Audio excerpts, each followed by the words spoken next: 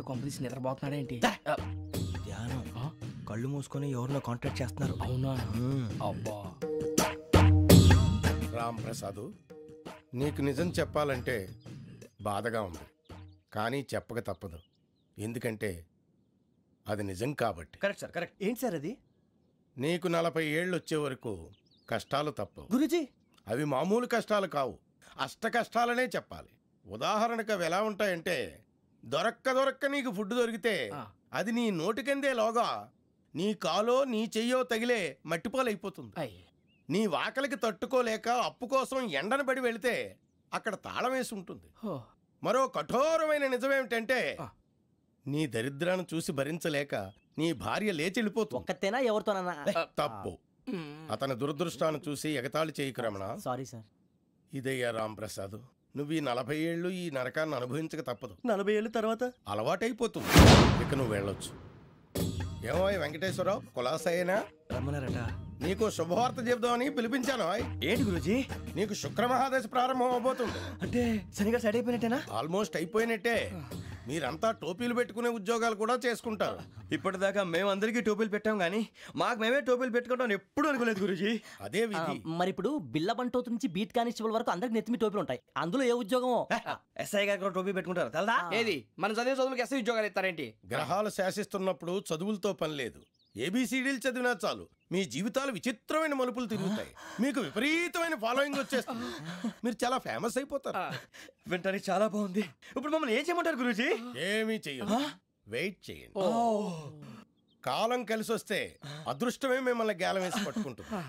అంతవరకు వెయిట్ చేయండి. వెయిట్ చేసి కొంచెం వెయిట్ కూడా పెరిగింది. అయినా పర్వాలేదు, వెయిట్ చేస్తాం. అందాక ఏ అప్పు సపోర్ట్ చేసుకుని తాగుతాం అన్నట్టు. అప్పు అంటే గుర్తొచ్చింది. అప్పు మీద మీ అభిప్రాయం ఏంటి గురూజీ? ఏంటరా ఇంత నుంచి మీకు ఎదుగుతున్నాను రా. ఇక్కడేం చేస్తున్నారు? మన టైం బాగుందిరా. ఎవడన్నా అప్పిస్తున్నాడా ఏంటి? కాదురా, ఉద్యోగాలు ఇస్తారమ్మన్నాడు గురూజీ. చూసారా, చౌదరిగా చెప్పింది నిజమే. మరి శుక్రమహాదశ మొదలైంది. ఇంతకీ ఎవరా మహానుభావుడు? నమస్కారం. అయినా నేను చెప్పింది. ఆహా, సాక్షాత్ ఎంప్లాయ్మెంట్ ఎక్స్చేంజ్ నడుచుకుంటూ వస్తున్నట్టు ఉంది. పదండి పట్టేద్దాం. నమస్కారం సార్. నమస్తే. వీలే సార్ మా ఫ్రెండ్స్. నమస్తే. నేను చెప్పానుగా, భగవాన్ గారు. ఆహా, పేరులోనే దేవుడు ఉన్నాడు. లోపల కూడా పాజిటివ్ థింకింగ్ ఎక్కువ. ఇంతకీ మీరు ఇండియానా చైనీసా? India sir. మా ఫేస్ చూస్తారు అనిపించలేదు మీకు? భలే కామెడీ ఫీల్ ఉన్నాడు. నేను అడిగేది ఇండియన్ రెస్టారెంటా చైనీస్ రెస్టారెంటా అని. నేనేది ఓపెన్ గా డిస్కస్ చేయను కదా. పేరు చూసి స్కూల్లో డిస్కషన్ పెడతాడు అనుకుంటే వీటేంట్రా హోటల్ అంటున్నాడు. బాబు ఎట్ ఫీల్ అవుతున్నాడు. అంతా మీ ఇష్టం ఉంటున్నాడు సార్. ఫస్ట్ చైనీస్ రెస్టారెంట్ కి వెళ్దాం. నెక్స్ట్ అక్కడ డిసైడ్ చేద్దాం. చాలా ఇబ్బంది పడుతున్నట్టున్నారు. నువ్వు చేత్తో తినే బాబు. నేను జనరల్ గా చైనీసే ప్రిఫర్ చేస్తాను. ఫ్యాట్ కంటెంట్ తక్కువ ఉంటది కదా. రేపు నుంచి మేము కూడా ఇదే ఫాలో అవుతాం. ఎంతకీ మీకు స్టీల్ ప్లాంటా, షిప్ యార్డా, ఏషియాడా, జింక, బంకా? హెచ్పిసిఎల్. ఇవన్నీ దేనికి సార్? దేనికేంటి? ఉద్యోగం చేయడానికి. మీకు ఎందులో కావాలో చెప్పండి. నేను అమలపోతున్నారా? ఏంటయ్యా డిస్కషన్స్?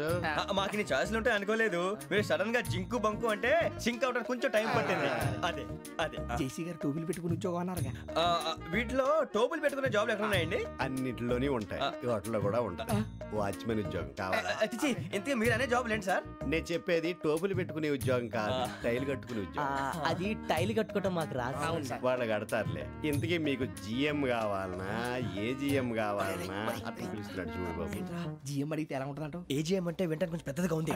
ఏజిఎం ఇప్పించండి సార్. అనుకున్నాను నువ్వు ఇది అడుగుతావని. జిఎం అంటే జనరల్ మేనేజర్, ఏజిఎం అంటే అసిస్టెంట్ జనరల్ మేనేజర్. తూచండి, మాకు జిఎంఏ కావాలి సార్. అది సరే కానీ భగవాన్ జీ, ఈ ఉద్యోగాలకి టోపులు పెట్టుకుని వెళ్ళొచ్చా? నీ ఇష్టం వచ్చినట్టు వెళ్ళొచ్చమ్మా. అయితే నాకు జింక్లో ఇప్పించండి. నాకు స్టీల్ ప్లేట్, నాకు బంకులో గానీ. కన్ఫ్యూజ్ చేయగానే ఆయన్ని అందరికీ ఒక చోట ఇప్పించండి సార్. కలిసి పని చేసుకుంటాం. జీతం ఎంతండి? 30,000 అంటే 40,000. వడ్డీ ఎంత? అప్పు కాదయ్యా, నీకు ఇచ్చే జీతం. అంటే తిరిగి ఒక్కలేదా? ఫ్రస్ట్రేషన్ లో ఉన్నట్టున్నాడు. అవునండి. నువ్వు ఇచ్చిన వాళ్ళు తీసుకోరు. అంతేకాదు ప్రతి నెల గ్రాట్యుటీ, పిఎఫ్, సిఎఫ్. ఏ నువ్వు యాక్ట్ చేస్తావా? భగవాన్ జీ, మీరు ఇదంతా ఎందుకు చేస్తున్నారు? ఊరికే మాత్రం కాదు, నేను మంచోడని చెప్పి నా కారు పెట్రోల్ లేకుండా వెళ్తుందా? నేను ఇచ్చుకోవాల్సినవి ఉంటాయి కదా. ఇలా చూడు, అందుకని ఉద్యోగానికి వాళ్ళ ఆకారం తీసుకుంటా. మా గెటబుల్ చూసి మీరు అపార్థం చేసుకుంటున్నారు. మాకంత పొజిషన్ లేదండి బాబు. ఓ నలుగురు కలిసి ఉద్యోగం చేసుకోవచ్చా? మీ దరిద్రం నాకు అర్థమైంది. థ్యాంక్స్. మీ నలుగురు కలిసి ఓ ₹1,00,000 ఇవ్వండి చాలు. నేను నమ్మనరా, డబ్బుల విషయంలో అసలు నమ్మను. నాన్నగారు మీరు అలా అంటాం భావ్యం కాదు. ఏదో జేసీ గారి సిఫార్సు వల్ల శని గారు సైడ్ అయ్యి శుక్రమహాదేశం మొదలైంది. ఉద్యోగం దానంతటి అదే వెతుకుంటూ వచ్చింది. అందుకని ఇంకేం కావాలో చెప్పండి. స్టీల్ ప్లాంట్ లో జీఎం అని పెద్ద పోస్ట్ అమ్మా. జీతం 30,000, నెల నెల ప్రమోషన్లు, సిఎఫ్లు, డిఎఫ్లు, పిఎఫ్లు, బిఎఫ్లు. ఇవన్నీ నువ్వు చదివిన చదువుకే. అబ్బాబే దీనికి చదువుకి సంబంధం లేదండి. చెప్పాను కదా శుక్రమహాదశ. అది దాని పవర్ అనుకోండి, ఎఫెక్ట్ ఈ అనుకోండి. రోజుల్లో కూడా గ్రహాలు ఏటా nonsense. అబ్బా ఏంటండి వాడన్న ప్రతిదాన్ని ఇలా కొట్టి పడేస్తారు. చిన్నప్పటి నుంచి లక్షల పోస్ట్ చదివించారు. అమ్మా నువ్వు లేని పోనీ పెట్టుకో. లక్షలు ఎక్కడైనా ఊరుకోరా, మాట వరుస కదాలే. ఒక 25,000 ఇస్తే వాడి జీవితం సెటిల్ అయిపోతుంది అంటున్నాడుగా. అంతగా ఆలోచిస్తారేంటండి? అమ్మా నాకు ఉద్యోగం రాగానే మీ అందరూ స్టీల్ ప్లాంట్ షిఫ్ట్ చేస్తానే. ఓకే నువ్వు చెప్పేదంతా కరెక్టేనా? నాన్నగారు మీకు అంత అనుమానం అయితే ఇవ్వకండి. సర్లే, ఇప్పటికిప్పుడు అంత డబ్బు అంటే కష్టం కానీ నా కెనటిక్ హోండా అమ్మాలి. నాకు తెలుసు మీరు ఆ నిర్ణయం తీసుకుంటారని, అందుకే పార్టీని పట్టుకొచ్చాను. బయట వెయిటింగ్.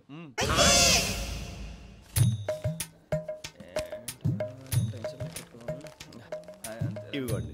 భగవాన్ జీ మీతో నాకు కుదరదండి. మీరు తేడా మనుషుల్లా ఉన్నారు. చూడటానికి అలా కనపడతాం కానీ తేడా మనుషులు కాదండి. ఇది ఎంతో లెక్క పెట్టండి. 5,000 తగ్గిందండి. ఆ విషయం నాకు ముందు చెప్పాలి కదా. ఇది తేడాతనం కాదా? సర్దుబాటు కాక జరిగిన పొరపాటు. మా దరిద్రం మీకు తెలియంది కాదు. మీ ప్రాబ్లమ్స్ నాకు అనవసరం అండి. ఇప్పటికే మీ మూలంగా 3 లక్షలు బొక్క తెలుసా? మీరు ఫేస్ అంత చిరాగ్గా పెట్టకండి. రే ఆ గొలుసు ఎవరా? తొందరగా ఎవరా? ఆయన కోపం వస్తుంది. ఇదిగో తీసుకోండి. వద్దండి, తీసుకోండి, please. వద్దండి. భగవాన్ గారు తీసుకోండి సార్ ప్లీజ్.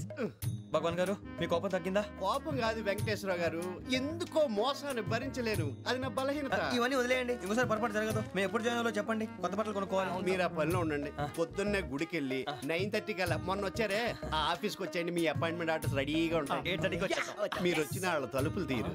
మీ కంగారు నేను అర్థం చేసుకోగలను. ఇంతకాలం పని లేక స్తంభించిపోయిన మీ జీవితాలు ఇక నుంచి వేగం పుంజుకుంటాయి. అని ఉన్నారా? ఎవరు? భగవాన్ గారు. మీరెవరు? ఆయన క్లోజ్ ఫ్రెండ్స్. సరే లోపల రండి. పదా సార్ వీళ్ళు భగవాన్ క్లోజ్ ఫ్రెండ్స్ అంటారు. సరే నువ్వు వెళ్ళి నేను మాట్లాడతా. సార్ మీరంతా భగవాన్ స్నేహితులా? అవును, అలాంటి స్నేహితులు ఉన్నందుకు గర్వపడుతున్నాం. సరే ఏంటి సంగతి? ఏముంది, మా అపాయింట్మెంట్ ఆర్డర్ చేస్తే పట్టుకులు చేరిపోతాం. ఈ రోజు గురు పౌర్ణమి, మంచి రోజు. అపాయింట్మెంట్ ఆర్డర్ ఏంటి? మీకు అందాల్సి నీకు అందనట్లేదు. ఏంటది? ఏంటంటావేంటి? ఒక్కోడు 25,000 ఇచ్చాం. భగవాన్ గారి హెల్పింగ్ నేచర్ కాబట్టి తక్కువ రేటుకి ఒప్పుకున్నాడు. ఇంతకీ ఇది ఏ ఆఫీసో మీకు తెలుసా? తెలుసుకోవాల్సిన అవసరం మాకు లేదు, కానీ చెప్పాల్సిన అవసరం మాకుంది. యాంటీ కరప్షన్ బ్యూరో అంటే అవినీతి నిరోధక శాఖ. లంచం తీసుకోవటమే కాదు, ఇవ్వటం కూడా నేరం. మీ భగవాన్ గారు ఒక 420. మా బాబుకి ఎన్ని తిట్లు వచ్చిన విషయం నిన్నే తెలిసింది నాకు.